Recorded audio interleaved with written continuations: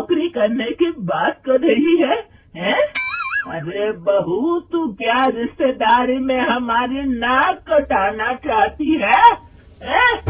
इतना जल्दी हो सके अपने दिमाग से नौकरी का भूत उतार दे और अब जा, जल्दी से रसोई में जा, खाना बनाने का वक्त हो रहा है। मालती मन मारकर खाना पकाने के लिए रसोई घर में चली जाती है। अगले दिन। नमस्ते माँ जी, कैसी हैं आप?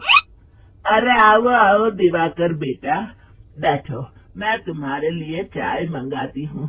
बहू, जरा एक कप चाय तो लेती आना। फिर दिवाकर एक फाइल खोलकर मालती की सास के सामने रख देता है। ये देखिए माँ जी, ये है पिछले महीने का हिसाब और ये रहे मुनाफे के रुपए। एक बार हिसाब देख लीजिए और इन कागजों पर अपने दस्तखत कर दीजिए। अरे दिवाकर बेटा, मैंने भला आज तक कभी तेरा हिसाब देखा है जो अब देखूंगी? ला बता, कहाँ दस्तखत करूं? तभी मालती चाय लेकर वहाँ आ जाती है और अपनी सास को बिना कागजातों को पढ़े इस तरह लापरवाही से दस्तखत करते हुए देखकर हैरान रह जाती है। अच्छा माली, अब मैं चलता हूँ, फैक्ट्री में बहुत काम है। फिर दिवाकर वहाँ से चला जाता है। कुछ दिनों बाद मालती बाजार में कुछ सामान खरीद रही होती है। तभी एक बूढ़ा आदमी उसे आवाज देता है। अरे मालती बेटी, कैसी हो? मुझे पहचाना? मैं तुम्हारी कंपनी में मुनीम का काम करता हूँ। हाँ चाचा जी, मैं आपको बिल्कुल पहचानती हूँ। कहिए, कैसे हैं आप? मैं तो ठीक हूँ। कंपनी में कुछ भी ठीक नहीं चल रहा, यहाँ तक कि हमें ठीक वक्त पर तनख्वाह भी नहीं मिलती।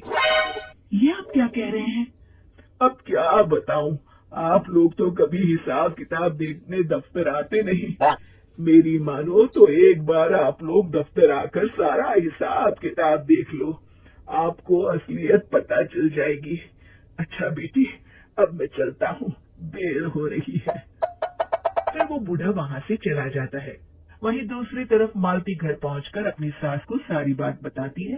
तभी वहाँ रमेश भी आ जाता है, लेकिन मालती की सास मालती की किसी भी बात पर विश्वास नहीं करती। तभी रमेश कहता है, अरे माँ, बिना आग के कभी धुआं नहीं उठता। जब मालती इतना कह रही है तो हमें एक बार दफ्तर चलकर देख लेना चाहिए। वैसे भी हम लोग काफी दिन से अपने दफ्तर नहीं गए हैं। इस तरह किसी एक आदमी के भरोसे काम छोड़ना मुझे भी ठीक नहीं लगता।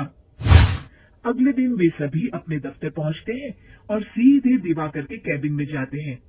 अचानक सबको एक साथ देखकर दिवाकर चौंक जाता है।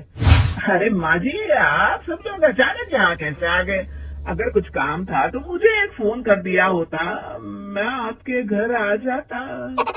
तभी मालती की सास कहती है, अरे दिवाकर बेटा, आज मैं हिसाब देखने दफ्तर आई हूँ, जरा मुझे पिछले 6 महीनों का हिसाब दिखाना तो बेटा। दिवाकर घबराते हुए हिसाब की फाइल मालती की सास को देता है। मालती की सास फाइल लेकर मालती को देती है और कहती है, ले बहू, देख ले हिसाब। मालती फाइल को बड़े गौर से देखती है और अगले ही पल उसे सारी गड़बड़ी समझ में आ जाती है। वो अपनी सास से कहती है, माँ जी, मुनीम चाचा बिल्कुल सही कह रहे थे। हमारी कंपनी में पिछले 6 महीनों में जितना मुनाफा हुआ है, हमें उसका आधा पैसा भी नहीं मिला। यूँ समझ लीजिए कि 1 रुपये में सिर्फ चवन ही हमारे हाथों में आई है। मालती की बातें सुनकर मालती की सास गुस्से से दिवाकर को पूछती है, क्यों दिवाकर, मेरी बहू जो कह रही है वो सच है? दिवाकर समझ जाता है आज उसका भांडा फूट चुका है। वो गिड़गिड़ाते हुए कहता है, मुझे माफ कर दीजिए माँ जी, मैं पैसों के लालच में अंधा हो गया था। अरे वाह दिवाकर, तू तो एक नंबर का चोर निकला। इतने दिनों से मैं तुझ पर आंख बंद करके भरोसा करती रही और तू मुझे ही चुना लगाता रहा। अभी के अभी निकल यहाँ से और दोबारा अपनी शक्ल मत दिखाना। दिवाकर वहाँ से भाग जाता है। मालती की सास मालती को शाबाशी देते हुए कहती है, बहू, आज मैं समझ गई कि पढ़ाई लिखाई हमारी जिंदगी में कितनी जरूरी है। मैं बहुत किस्मत वाली हूँ जो मुझे तुझ जैसी बहू मिली है। शिक्षा, पढ़ाई लिखाई का इस्तेमाल सही जगह करके हम दुनिया में बहुत कुछ बदल सकते हैं।